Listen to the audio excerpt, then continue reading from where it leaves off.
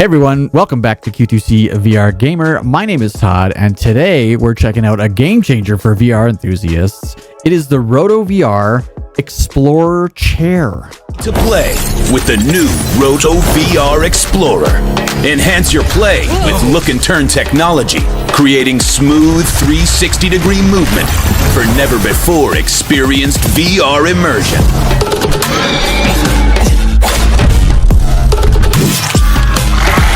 Whether you're flying through space or just chilling in a VR movie, this chair promises to make all things more immersive. So right off the bat, I can say it is definitely made very well. It's made with like solid steel stuff and some really comfortable leather. There's nice good padding on the back and on the cushion itself.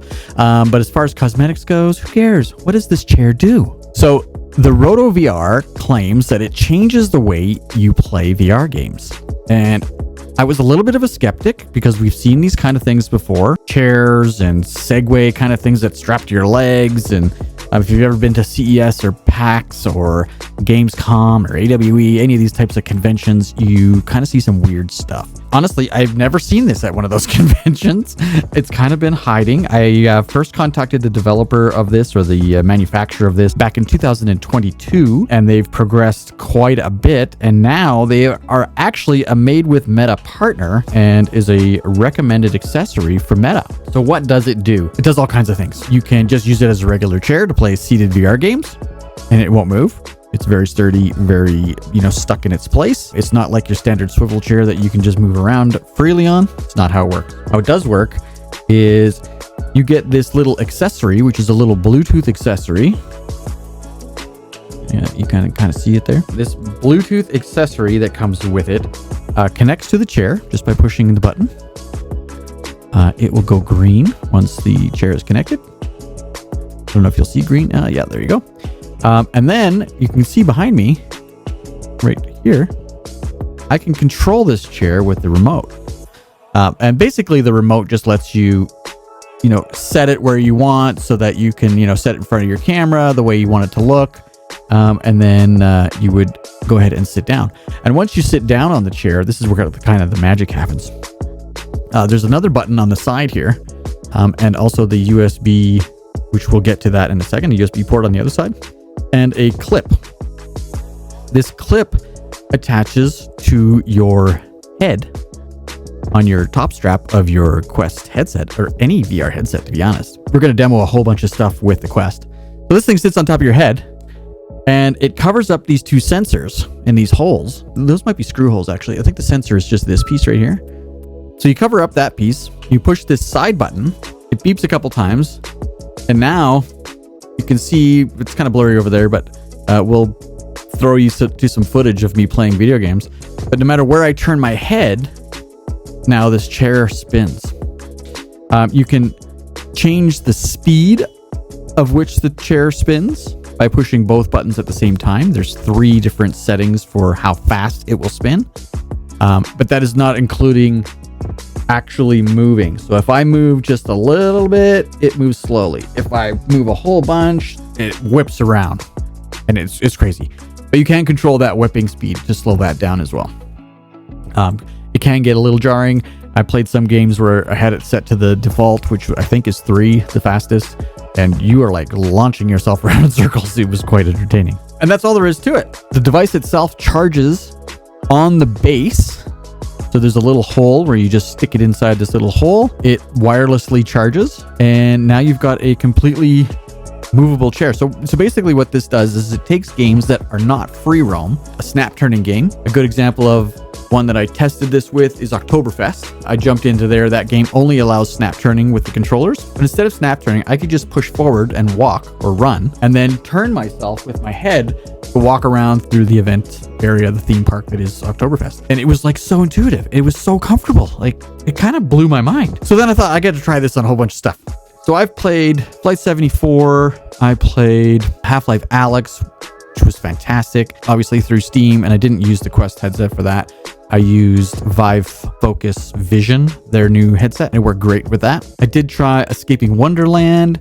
That game, I think this chair is built for. In that game, you control this little girl, Molly, as she's running through the adventure of kind of like down the rabbit hole. It's like the next iteration of that game. You as the player are inside the hole she fell down, and she experiences things all around you. And normally you grab things, like you grab root systems throughout the game to pull yourself and spin the world around you. If you want to see things that are behind you, you can move it all around just by using the grip buttons on the controllers. But with this chair, I didn't need to do that. I could actually just control her and then just turn my head and spin around in this chair. And it was absolutely awesome. By far my favorite game. I played hours of that one. Another one I played was Witchblood. Fantastic for that kind of game. They're very similar play styles. I played a racing game. I did play V-Rider, and I put it on my chest for V-Rider. I just hooked it onto my shirt. That way I could still look at, other opponents and stuff that I was racing without having to spin my chair around. But as I was rotating through a turn, I could turn my torso and it would actually spin the chair and just kind of help with immersion. I thought it was really cool. I think in a first-person shooter game, that would also be kind of smart, because you don't have to worry about, if I want to poke my head around a corner, I'm not going to expose myself by accidentally spinning myself around in my chair. Maybe putting it on your shoulder, maybe get a piece of Velcro or something so that you have other places that you can stick this thing, I think would probably be smart. I did play Drop Dead, and I used it on my head for Drop Dead. Because that game doesn't really have movement, you just kind of teleport to different spots on the game. It worked really well because I could turn my head and it would rotate my whole body so that I could take shots around corners and take shots over boxes and things like that. And I think it worked really good inside that game as well. That game is probably something you would play standing up. But if you have issues and you can't stand up, to make these games more accessible to everyone, I think this chair really hits the mark. So one of the other features that is kind of quirky is haptics. So the chair has haptics, but it is audio-based haptics, similar to how the Woozer Vest, based on like bass and sounds that it hears through whatever game you're playing. Not like the haptics, where it's actual rumble strips that is coded into the game to make things, rumble at specific times. It's not like that. So it uses an adapter system. According to the manual, I only needed this to plug into my headset and into the brick. So you plug the USB-C into the brick and then this into the side of the headset. However, when I did that, I no longer had any audio. It does say you can use wireless speakers, and the wireless speakers maybe are supposed to connect to this. I haven't figured out how to do that yet. The instructions are not really that clear. However, I was able to use this, which also comes with it. So if you don't have a wireless headset, you plug this into the Quest, this into the puck, like so, and then you have another input which you could plug in another, like your headphones. So I was able to plug in headphones and use this whole cable system, and it worked. The chair rumbled extremely aggressively, and thankfully there is a knob on the base of the chair, right at the base of the pole, that lets you adjust the sensitivity of the kind of the audio haptics. I would say the audio haptic part, probably the least cool part of the thing. I'm not sure I would probably ever go through that process again just to set it all up and plug it in and for what it did. I'm definitely going to try it in a couple more games, but as it stands, the chair itself is where the magic happens. Like, this thing is awesome. I even went and played like an hour and a half of Sniper Elite, the winter update or whatever that's called, the new Sniper Elite game. It was great for me to just peek around corners and swiveling. I'm telling you, if you are accessibly challenged, or you just don't like standing up for long periods of time to play VR games, this thing is super cool. There is kind of a future path as well for this chair, this system, if you want to call it that. They're designing, whatever the hell you call these, armrests. They're designing armrests for the chair. They are designing an extended piece and a head piece, so you can actually use this thing as your office chair if you wanted to. It is on casters, so you can just roll it up to your desk and use it as your chair. But the coolest part is it is actually planned to create a cockpit for driving. They're planning an entire system, pedals, steering wheel, steering column. Just imagine whipping around, driving a car, drifting and spinning around with this thing That's going to blow my mind.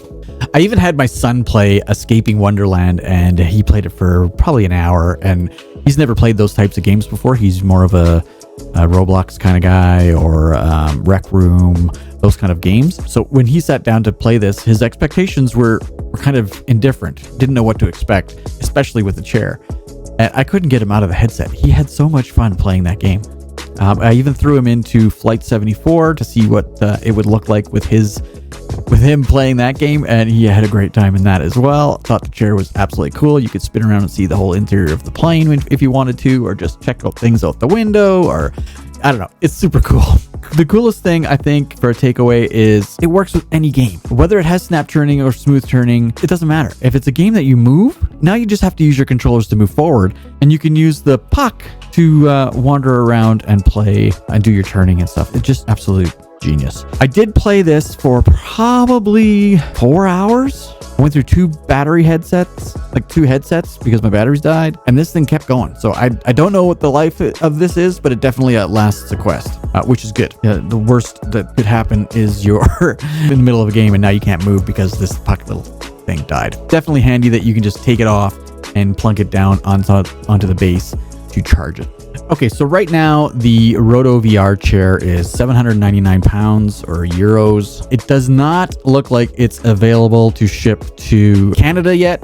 It is $799 US as well, by the way. It does ship to the United States. According to their website, it's coming October 2024, so it is kind of like a pre-order thing, I think, right now. It doesn't say that in their cart, so maybe it is completely available because this video is being shot on October 3rd.